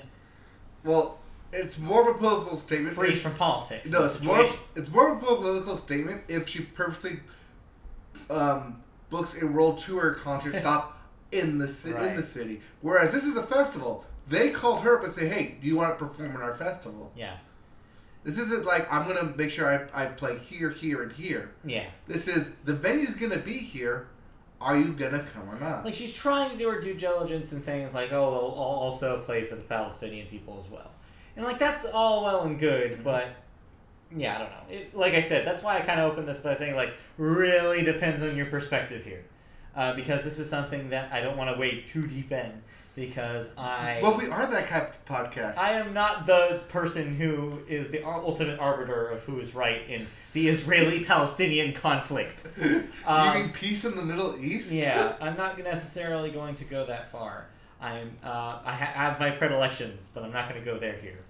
But yes, for once, I am not going to get on a soapbox. Oh, wow. I know, because this is something that's a little bit more complicated than I want to delve into at the moment. And we don't have time for it. No, so let's move on. We actually have to delve into something else. Something a little sweeter, you could say. Yes, because we had some new music this week. Yes. First off, new song from the Church of Eric. Yes. And it's good. Heart Like a Wheel. Heart Like a Wheel is good. That is a radio single. Yeah, it's alright. That thing is going to be played forever now. It's a Congratulations. Really good, simple country song. It's a thing. It's a Kenny Chesney thing where it sounds so simple, but like hearing it over and over, it's very complex in its notes, and the fact that you're able to play something like that so elegantly and just so pure is both mind-boggling and hatred, and yet super kudos and thumbs up. Yeah. So yes, congratulations, Eric Church. You've got a new country hit on your hands. Prepare to play that thing for the rest of your life. Probably. Heart Like a Wheel. If you haven't heard it and you love some country, that thing is going to go in your playlist immediately. It is a great song. Also, in country music, you listen to the new record by Cole Swindell. Yes, Swindell. Swindell. No, Cole Swindell, all of it. All of it. Did you listen to all of it? I listened to all of it. I'll listen to all of it twice. Okay, what did you think about all of it? I enjoyed it better. Not just a few songs. Yes, I actually enjoyed it better the second time around. Okay. So you listened to me when I first heard this, and it started off huge and big, and then went to slow country songs for like half the album. I thought that was weird, and not like why go huge and then basically cut it out from under you, only to bring it back at the very end. Yeah, you go in waves. You don't go bell curve. Yeah. This thing bell curves. This thing bell curves hard. All right. As an album, it bell curves hard. But as individual songs, they're good. They're good songs. They're decent enough to where I don't mind this thing. Some of it, I know some of it's gonna get played on the radio. A lot of the slow stuff is. A lot of the that first one is definitely going to. That thing's an anthem. If I can remember the name of it. I mean, I know it's like right on the tip of my tongue, but. Not Presentology. No? No, it's not Presentology. But no, Love You Too Late. That thing is going to be on the radio. 20 in a Chevy. Also. Oh, yeah. Where he's age 20. He's not doing 20 in a Chevy. Yes. That would be very, very slow. Yes. I feel like that's his 80s Mercedes. 80s Mercedes. Answer song. But Break Up in the End is already on the radio, and it's a great song. But yeah, Reason to Drink is going to be the next one. I can definitely tell already. I don't know. It's a country album. It's a country album. It's what you think it is, so check it out if you like that kind of thing. Also, you can't hear me play it, but Dad's Old Number. Yeah! Dad's Old Number. If you want to cry to a country song, play Dad's Old Number. Dad's Old Number. Also, I feel like that as I mentioned to you off podcast, that song and that title could definitely have been all sorts of different things. All sorts of different things. It could also been super, like, a lot bigger than what it turned out to be. But it's definitely a great song. Definitely brings tears to your eyes. Dad's Old Number. That's a funeral song, right? Yeah, God, no, it's sad. I know it is, but all right. Well, we have more music to talk about, so yeah. So anything else to say about Cole Swindell? No, it's a country album. I mean, there's better country albums out there this year, but Casey Musgrave says hi. Casey Musgrave says hi. Yeah, but yeah, it's a fine album. It's not something I'm gonna shit on. There's nothing to shit on it. It's a fine album. Cole Swindell, I feel, is still trying to find something. Still trying to find his lane in the country genre, because he does both like the heart soul stuff as well as the big stadium anthems. Yeah. He's somewhere in the middle, still trying to find his road. Okay. Whereas the Dan and Shay album is clearly, this is what we are, this is Dan and Shay. Yeah. And then Kenny's just doing Kenny because he's Kenny. Kenny can do whatever he wants at this point. Yeah. I think there was a Luke Bryan album out there earlier this year as well. Probably. I don't know. I feel like that was really forgettable. It was. If there was. Put this in the same category. Yeah. As that. All right. Did you listen to anything else this week? Well, I mean, I know you did, but we're saving that for last. No, yeah, we're going to go right to that. Well, no. Did you listen I have to a couple of else? small ones to Did you listen to the Mitski one? So, yes, I listened to 2 other records besides the major one we're going to talk about later. Major record. So, I listened to, first, before I get to Mitski, I listened to the new Death Cab for Cutie. I meant to listen to that. I never got to. So that thing it's okay. Okay. It starts out like a modern Death Cab for Cutie record. So if you heard the last couple of things, it's kind of got that kind of like a lot of Ben Gibbard's voice has a lot of effects on it. It's very like soft rocky. But then there's some real good moments later on. I forget the name of it. Something about Hurricane. It's like that was really really good. And it's like the one time in the record I was like, this is a good song. So yeah, I feel like in their kind of later like period of their career, they're still cranking out some pretty solid tunes. I've never been huge on Death Cab. I know people who are huge fans. I think they should check it out. See like this is a good compromise, I think, between some of their earlier stuff and their later stuff. So yeah, if you like Death Cab, check it out.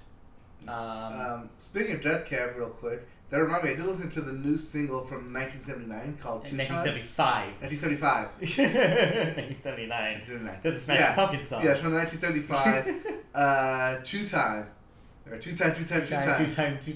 Yes. That thing put me to sleep, I swear. You were playing it, and I could not discern a song was happening. It sounded like background noise to me. It did. And then you played it again, and I still didn't process that a song was playing. Really? Yeah, at no point was I like, oh, this is interesting. Because it just sounded like something that would be playing in the background of something. Well, it's most 1979 stuff. 1975. 1975. Why do you keep doing that? I don't know what year I'm in. What year is this? What year is this? I just don't get it. I don't know, maybe it's not for me, but it's just like, it just doesn't sound like anything to me. Yeah, but I listened to that song, and then I went through the entire, or at least the bulk of their discography, and then wound up back to that song. And it made sense. Yeah. I liked it. I enjoyed it in the vein of the 1975. It's right up their alley. It's a swell song. It's a decent song. Uh-huh. It's a 50-50 shot of it getting actual radio play. Because on the one hand, yes, this can be good. On the other hand, like you said, it can also be very forgettable. Yeah, I don't know. I don't know anything. I don't remember anything about it. Yeah. So that goes to show you. One thing I do remember, though, and I'll be spinning a lot this year, as I mentioned, is the new Mitski. Her new record, Be the Cowboy, is very, very good. Already one of my favorite records of the year. I liked her previous stuff, but this is a league above. She experiments with genres here. She experiments with her instrumentalization here.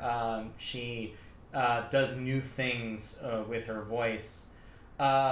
Most notably, the singles here that were released pre-release, I actually didn't listen to them. So listening to them in the album was the first time I was absorbing them, and I'm glad I did. I'm glad I waited, because I think they work really, really well in the world of the album that she created.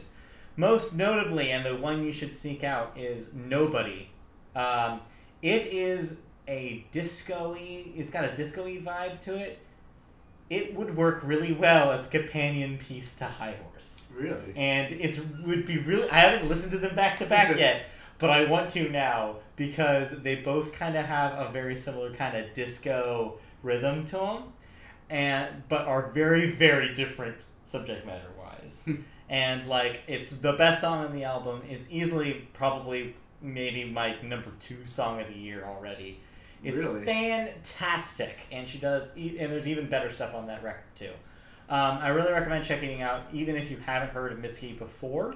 If you like that kind of indie alternative singer-songwriter kind of thing, and maybe you haven't listened to a lot of alternative music in a few years, this might get you back into it. I feel like this will be a lot of people's like entry level indie rock record this year. Now, did you see Mitski in concert? I did. I saw her on Mother's Day this year. Did she play any of those songs? She played one song that I would later realize was from the new record. Okay. But otherwise, she was keeping that close to the chest. In fact, the day after I saw her was the day she announced that this record was happening. And I thought that was really good timing. I was like, wow, I just literally saw you last night and you're announcing a new record today. Well, she was in LA at the time, so... Yeah, why not, right? Hey, why not? And so, yeah, it was. It's definitely... It's one of my favorites this year already. Also notable, opening track, Geyser, is really, really good. And it ends on a real delicate note, too. Like, it's just great. The whole thing's great. Check it out. But we need to carve out some time because we need to talk about the big album this week. Yes. We need to bring out not the small, not the tall, not even the Venti. Not the Venti. Not the Trenta. That's going too far. Yes. I want the perfect size, which is Grande. Yes. The sweetness herself, Ariana Grande. Yes. The engaged. Yes. Ariana Grande's Sweetener is out this week. And that thing is all anybody can talk about, but rightfully so, because it's pretty good. It is. So, yeah. I'm of two minds on this thing. Okay. Well, technically three. So this thing starts off great. The first track on this thing is exactly what I expect from Ariana Grande. 100%. 100%. I guess it barely counts as a track, but yes. I know, it barely counts as a track, but it's basically her just belting it out, saying, "This is me doing my runs, doing her Mariah runs. Everything you think I am, this is the song you think I am." And then she gets to the first half of the album, which is, in my opinion, overproduced and super produced, and basically her messing around with anything that she can. And this is where we divide. Yes. Because I am way into it. I know you are. And the reason is because, so, did you listen to the last Ariana Grande record, Dangerous Woman? I listened to it, because we talked about it. We definitely talked about it. Well, that was good too, but it was a little predictable and had Ariana working a lot with like Max Martin and a lot of like the kind of like middle of the road. Not saying Max Martin middle of the road. The safe players, the more traditional safe pop sound, where she had like a song with The Weeknd. And, you know, it's like she was staying in a certain lane. Yeah. Whereas this time, she is experimenting in a way that I thought she wasn't going to. And that's the part that threw me. Yeah. I could understand that. So this is not her going for pop radio play record. This is a more personal record. Oh yeah. This is a record basically Ariana trying to figure out who she is. It's a little closer to something like Kesha's Rainbow than it is to like Katy Perry's record last year. Swish. Yeah, it's a little less. She's not trying to fit in with the current trends on pop radio, even though there is a lot of trap beats and there is that kind of vibe. It's not 100% what this record is. This is just what Ariana's into right now, and this is what she wants to make. And yeah, I guess I could see you not being necessarily into that at first. No, it's like I said, it definitely threw me for a loop. It was definitely went this way and that way, R&B, and then some rap, and then back to some classic pop. It's like, are you picking a lane, or are you just doing the Nicki Minaj thing and just throwing a wide net? Which is funny that you say that, because Nicki Minaj shows up on the third track of this album. Yes, as I thought that, then the next track was Nicki Minaj.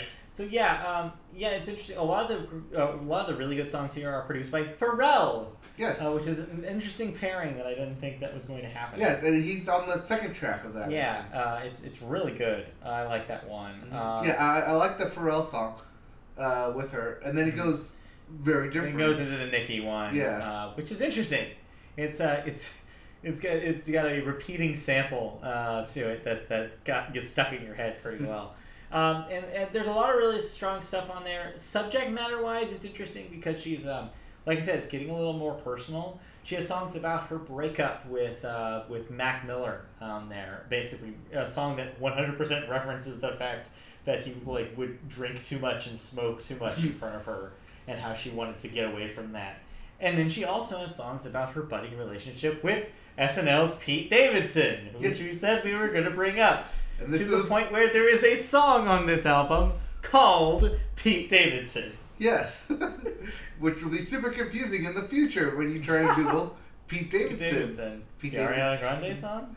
Pete Davidson, parentheses, song, Pete Davidson, parentheses, person. Yeah, get ready, Wikipedia. You will have to have a disambiguation page for Pete Davidson. Yep. But yeah, it's interesting because I think that this was actually probably written a little before they started seeing each other, because, I don't know, that was like a month ago.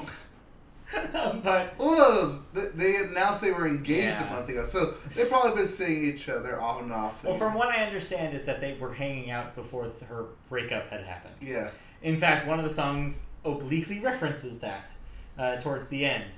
A song called Good Night and Go, which is basically her talking about meeting up with somebody and just not being able to say good night because they're just having such a good time. Mm-hmm. Yeah, that was probably it. That sounds like Pete Davidson. Yeah, so yeah, it's like, oh, you make me laugh so much. It's like, I wonder who that could be.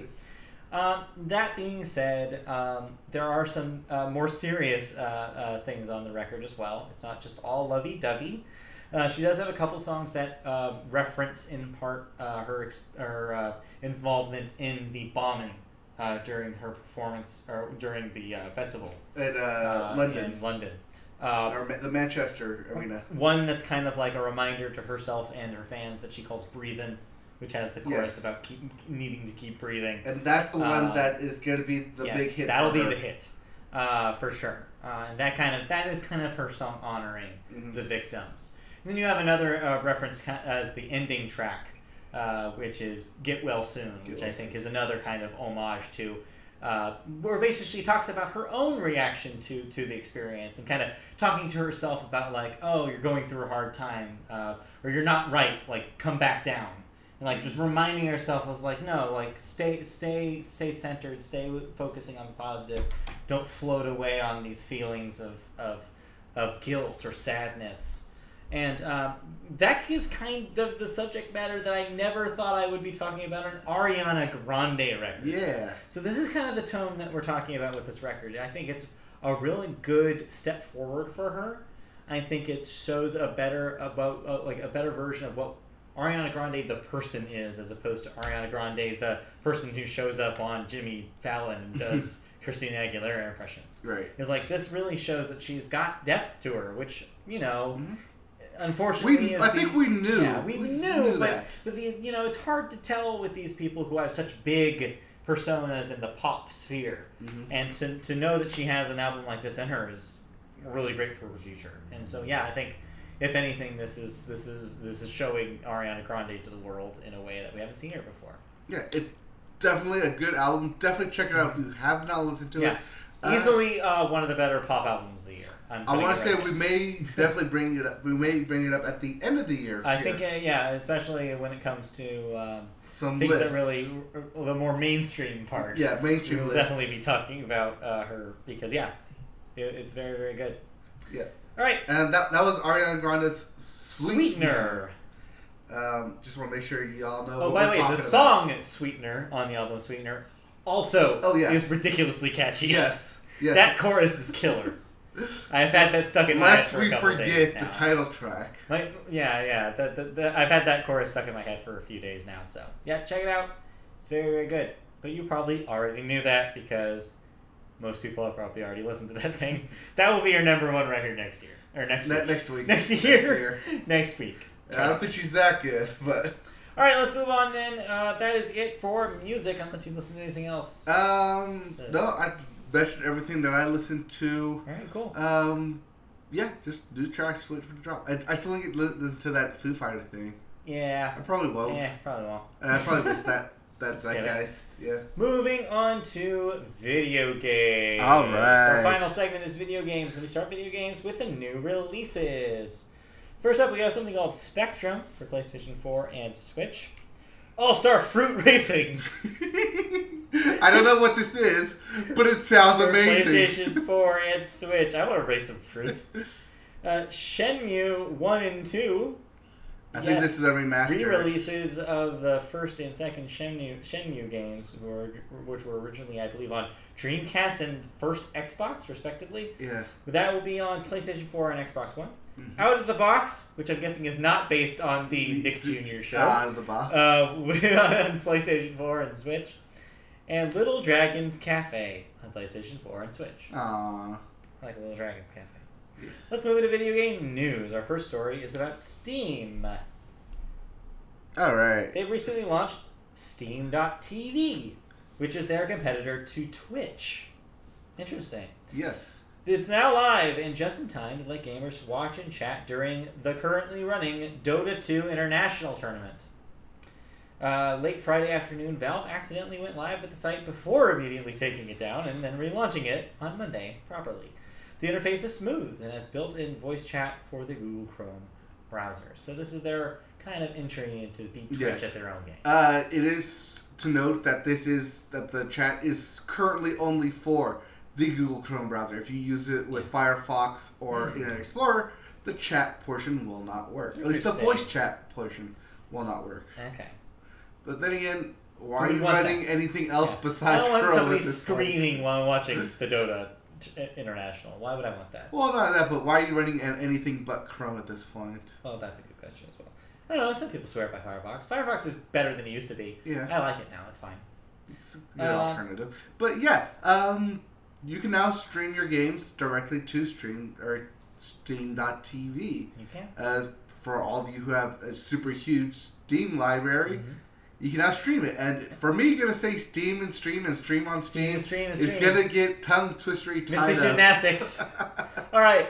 Mystic Gymnasts. Mystic Gymnasts. All right. But if you're not a PC gamer and you're more of a console person, well, Microsoft is introducing a new way to own theirs. So, Microsoft has not officially introduced this yet. But reports are that they were supposed to announce this at Gamescom, did it, and should be announcing it later this month or next month. The it in question is dubbed Xbox All Access, and it is essentially a monthly subscription fee for the Xbox One console. So how this will work, the $22 monthly fee would garner an Xbox One console, access to Xbox Live Multiplayer, and access to Xbox Game Pass. You can upgrade to the Xbox One X for $35 a month. This essentially acts like any mobile carrier, any cell phone provider, where installment plans are made upon the phone, or in this case, the console. So yes, you don't own the console necessarily. You are paying for it in installment plans alongside your subscription costs for the Xbox Game Pass and for Live. But this might get some people who maybe had trepidations about dumping $200 into something they were just going to have to buy $60 pop games into. Right. Whereas this, you not only have a monthly payment for a console, but also for a game service that gives you a bunch of free games every month. Right, and just note that they continually add new games to Game Pass, to the Live. Also the games for Gold on Live as well, so you're getting free games that way as well as the Game Pass games. This is smart, especially because there are a lot of Microsoft service stores now than there were like 5 years ago. Yeah, for sure. To where they can do something like this without having to go through a third-party retailer like Best Buy or Fry's or even Amazon. Yeah, this is smart if they're able to pull this off. I mean, we have an Xbox console, and we were using it a lot more. But if I didn't, this would definitely at least get me interested because it comes with the Game Pass. Right, that's pretty cool. Which gives you access to over 500 games. I mean, if you did the $35 a month, we could have an Xbox One X. Yeah. You're just saying. I'm just saying. I'm just saying it can run smoother, you know. It's more powerful. Yeah, you can sell this thing. Yeah. Hey, moving on. Hey, yeah, so that's for Rock Band. Yeah. Oh, wait, no. I was going to say I would have to transfer everything, but all the songs are on the external drive. Think about it. Moving on. If this is a thing, when they announce this. Yes. All right, moving on to a video game franchise that has long been gone, getting a revival. All right, what are we pumping new life into? Well, did you ever play? I have a question first. Yes. Did you ever play the PS2 era game Time Splitters? Is this like Time Force? No. Time Crisis? No. Time Machine? No. Time Frame? No. Time Lip? No. Time Slip? No. Time Slips? No. Time Slippers. No. Okay, I'm done. Okay. Because you're timeless. No. On NBC. No, Time Splitters was a shooter franchise that was by a company named Free Radical, which was made up of people who had left Rare after GoldenEye and Perfect Dark. Okay, so those are Perfect Dark people. Yeah, essentially. Give or take some major people. But yeah, Time Splitters is coming back, potentially, as THQ Nordic has acquired the rights. Did we talk about THQ Nordic acquiring rights to other people, too? We did. We talked about them picking up something last week, but I don't remember what it was. I don't think it was last week. I think it was a couple weeks. Oh, no, they were the guys who had that Puzzler thing, I think. Yeah. But yeah, so the Time Splitter series has maintained a large, passionate fan base, and it's widely considered one of the most influential games of the early 2000s when it comes to console first-person shooters. You have to keep in mind that these games were released around the same time as Halo. So it was about the same time as like a lot of developers were trying to feel out what it meant to be a console shooter at all. And so yeah, I remember playing Time Splitters and Time Splitters 2. They had really fun multiplayer options, which makes sense because it was people who had made GoldenEye and Perfect Dark, and that's what those games were famous for. And so yeah, it was a lot of fun couch multiplayer on those things, and little cool crazy weapons. You could play as a monkey. Those were cool games. So now that this has happened, there's a chance that there could be a brand new Time Splitters game. If you're curious about kind of the lineage here, it was originally created by the aforementioned Free Radical Design. They later became Deep Silver Dam Buster when Deep Silver, the publisher, bought them. But then they are part of the THQ Nordic group after a bunch of purchases were made. They have acquired the right. They have also acquired the rights to the action adventure game Second Sight, which was also a Free Radical game around the same time. Okay. So yeah. THQ cool. Picking up stuff, picked up new IPs. Yeah, THQ Nordic are also the dudes that made are making the new Death. What's that game called? Death Rider.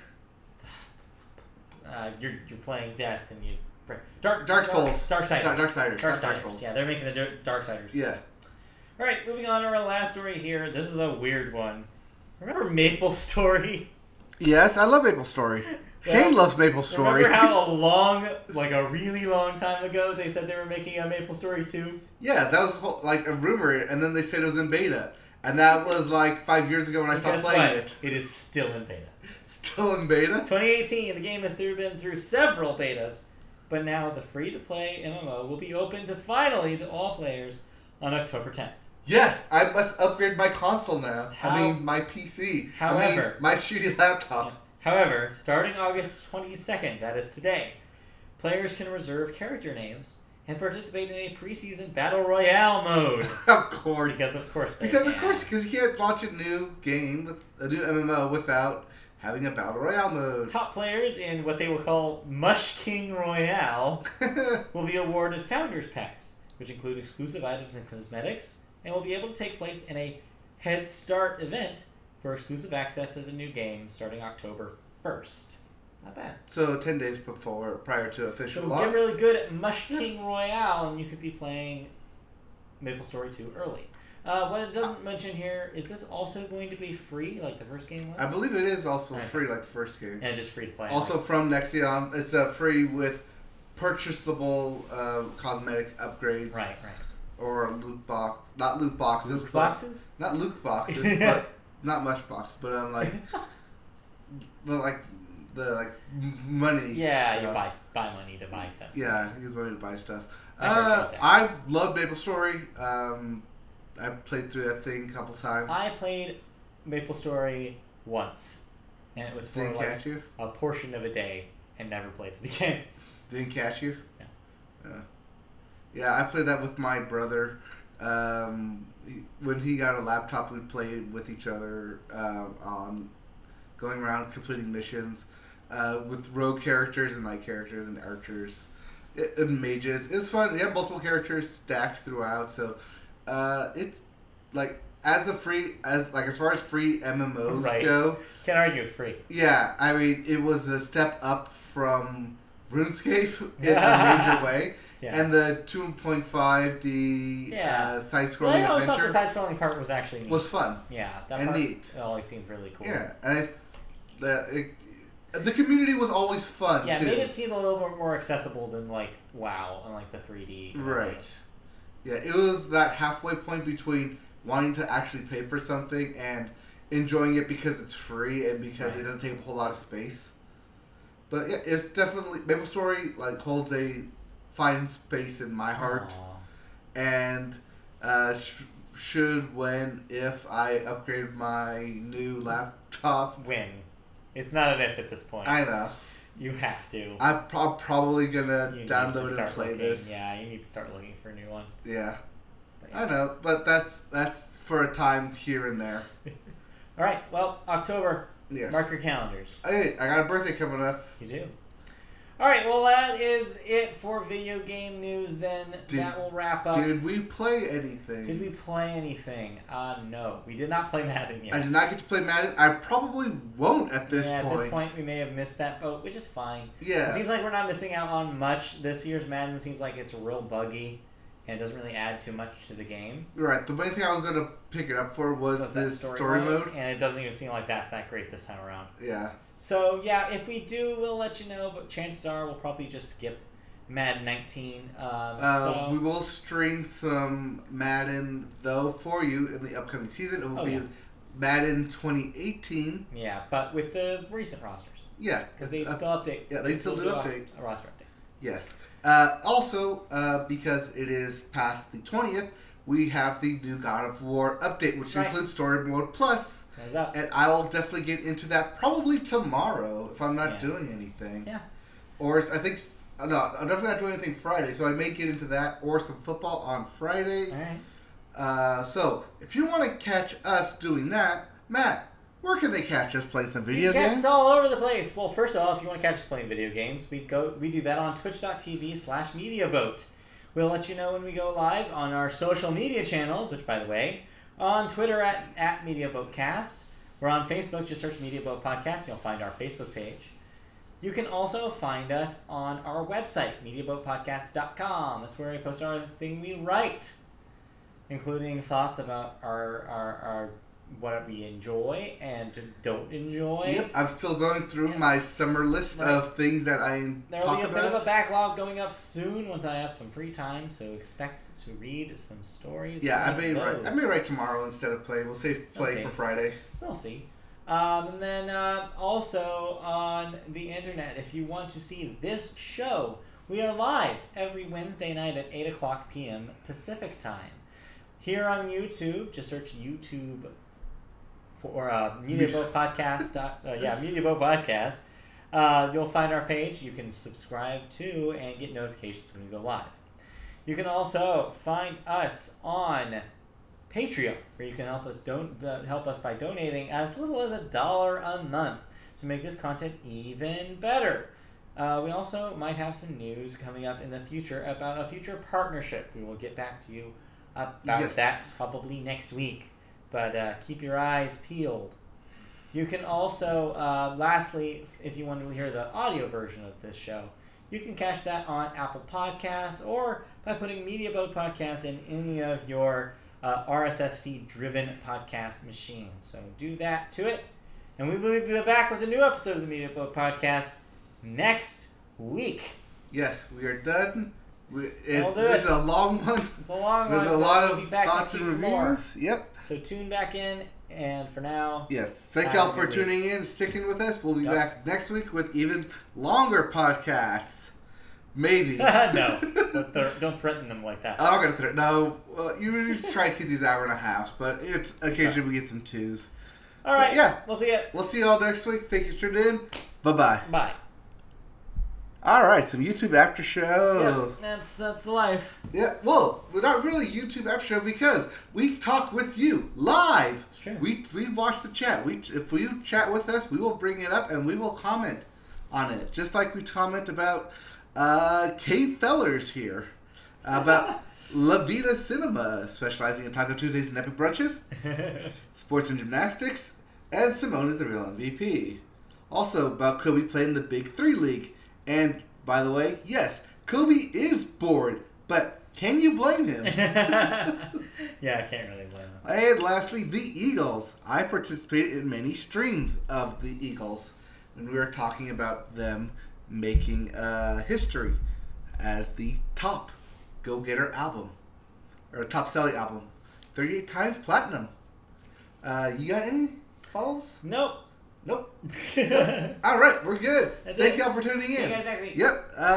8 o'clock Wednesdays right here on YouTube. Thanks for tuning in, and see ya. See ya in 7 days. Bye. Bye.